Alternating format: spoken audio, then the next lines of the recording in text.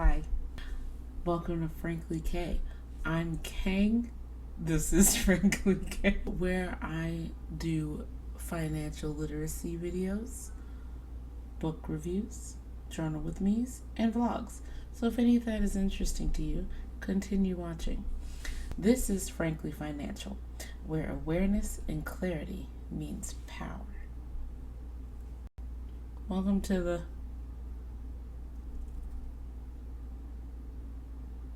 Gosh, this club name is going to be the death of me. On to today's topic, which is sweep accounts. Now, what are they? Long story short, sweep accounts are exactly what they sound like. You take money from one account and you sweep it into another.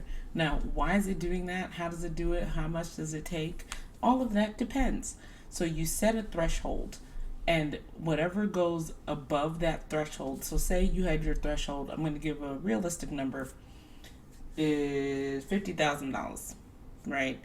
Now, $50,000 is the threshold for the account, meaning once that account gets deposits that clear and it's at $50,000, anything that comes in over $50,000 will then get swept into a different account, and that account is not going to be the same as this checking account. Usually this is from a checking account or a savings account, but most of the time it's from a checking account because the deposits have to come in. Most people don't make deposits directly into their savings account on a regular basis, especially when you're a business, which is who, in my experience, gets targeted for sweep accounts for the most part on the everyday side, not just the investment side, but on the regular banking side. Sweep accounts are usually, we targeted small businesses, someone who has lots of cash flow that comes in all the time, but also wants to take advantage of savings options and investments for their business. So this at the end of every business day, it sweeps your account.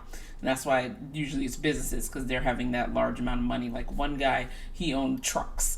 So we used to move tens of thousands of dollars for him weekly because there was always a good amount in there he could have done with a sweep account, really.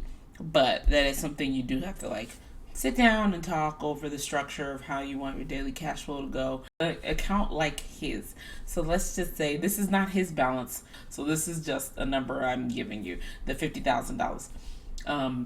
You say you get another deposit before the end, another 7 deposits before the end of the day, and now it took you up to $78,000.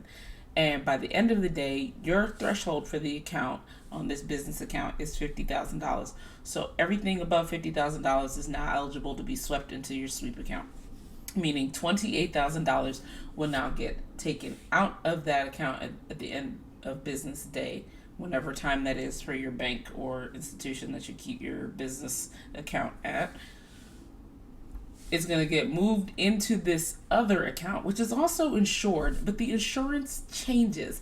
Some of them, I believe I've seen, I'm going to have to double check, but I believe I've seen that it was up to 1.5 million. I'll double check that if it's correct.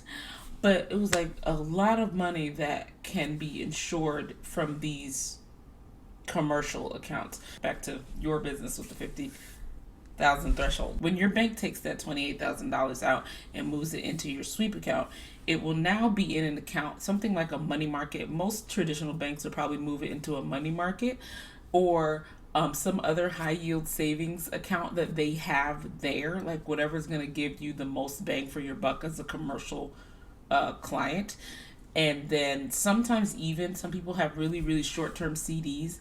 The shortest I've seen is 60 days, but I've heard of 30-day ones. I don't know how many people opt for that, or 90-day ones and stuff like that. CDs where you can hold that money over there and have it have interest for that 90 days. The whole reason why that's not too common is because after that 90 days, you have to figure out what you want to do with that money again. You'd have to reopen another, you'd have to close that CD and open another CD, and it could give you good interest, and a lot of people do that with their own money. But I don't know if you want to be fussing with that when you're a business, so I think that's why I didn't see many people doing that one. It was more like a money market account situation. That was the most popular because it sits there in a high yield savings account and it grows its interest while you figure out, how you grow your business. Now, all of that is in the commercial context, and that was what I was used to knowing about sweep accounts. So I had personally for a while thought sweep accounts were strictly for commercial clientele only. And then as I started looking more into the investment side of banking, I had learned that there's actually sweep accounts for individuals. But again, it's usually for individuals that have been investing for a while or are investing with a lot of money or investing with just a significant amount of money, because it's like your returns come in and whatever that money is in your brokerage account, sometimes when you're waiting to go from let me organize this properly. When you're waiting to decide what kind of investments to make, when your broker, if you have a broker or you're doing it by yourself, when you're trying to figure out what next investment moves to make with the money that you've gotten back from your other investments, sometimes you can have it swept into an account so it sits somewhere and gains interest while you make that decision, instead of having it just sit there and not do anything waiting for you. You have it gain a little interest while you try to think of your next move. So individuals can have sweep accounts, but it's more on the investment side. And those accounts, again, I don't think general investment accounts aren't FDIC insured because it's investment and it's kind of like gambling, so they're not going to insure that.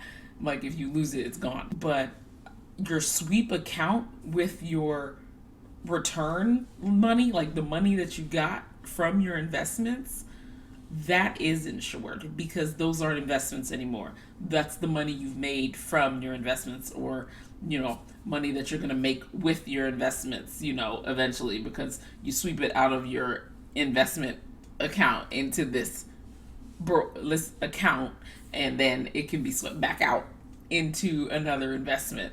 So that's why that is insured, but the investment accounts are not insured. And businesses can also do that too. If you want your business to have some investments, whatever makes it ethical for you to do so, to invest in other companies or in some technology. I think most businesses invest in technology that they are using, obviously.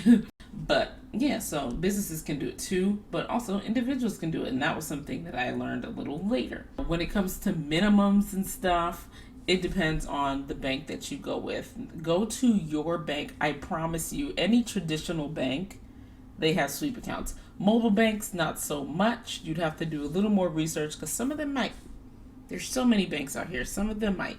So, but like any traditional bank, for the most part, they're going to have those sweep accounts available, and they'll probably have a higher threshold. I believe the last time I saw a minimum, it was around $25,000, but I haven't checked that in a long time. Somebody was doing for free. There was no minimum balance for an account, a bank account that was a sweep account. The investment one might come with broker fees if you have a broker, or just like if you use somebody like Morgan Stanley or E-Trade, I think they're online brokers, so it's not like, it's like a person who works there, and it's probably have a bulk caseload. But I think you still pay brokerage fees because, somebody's being a broker. A sweep account isn't something you necessarily, like the everyday person doesn't necessarily need it. Like if you're really making money in investments, then maybe yes, because you don't want your money to just sit there losing money while you're trying to figure out how to make more money with it. But if you're like playing with big money over there, whatever you consider big money to be, honestly. And then if you have a small business that gets a lot of deposits, it doesn't even have to be $50,000. Again, you would have to look at the bank you want to work with and see if they have a minimum and what that minimum is. Because the whole point in the business sense, right? I told you why an individual would do it, but let me break down. For a business, it would be because half of the time you have money that needs to come in and out, especially a small business. They have to have a lot of liquid cash. So this is a way for them to optimize investing and have the access excuse me, have the access and the option to investments in a short-term form. So these sweep accounts do short-term investments only, so that way your money isn't locked up at any point in time, and it can be swept back into the account if it lowers that threshold as well. So that's the other part of the threshold. When you get to a certain number above the threshold, it sweeps into the investment account. If it goes below that threshold, the account that it's holding the money to gain interest, it can sweep it back into that account and and balance you out, as long as it keeps you at whatever threshold that you kept it at. And I think you can automate all those things, but that's the whole reason why those are short term. That way, when you're moving the money back and forth, it's not going to cost you, you're not going to gain any, you're not going to attract any losses. I don't know if that's the right word. But yeah, this video was short and sweet, wasn't it? I'm trying to get a lot better at being concise and precise. And this one was pretty much cut and dry, honestly. So I'm just going to list a bunch of the banks that do these for commercial, and then I'm going to list one for personal. Okay, so once again, check the description box if you're interested in having a sweep account, because one of you out there might have a small business that is pulling in more cash faster than you thought. And this is a good tool for you to optimize what that cash flow is doing. Okay, so go out there and, now that you have basic knowledge about what a sweep account is and what it does, think about it for yourself. Thanks for watching. Bye.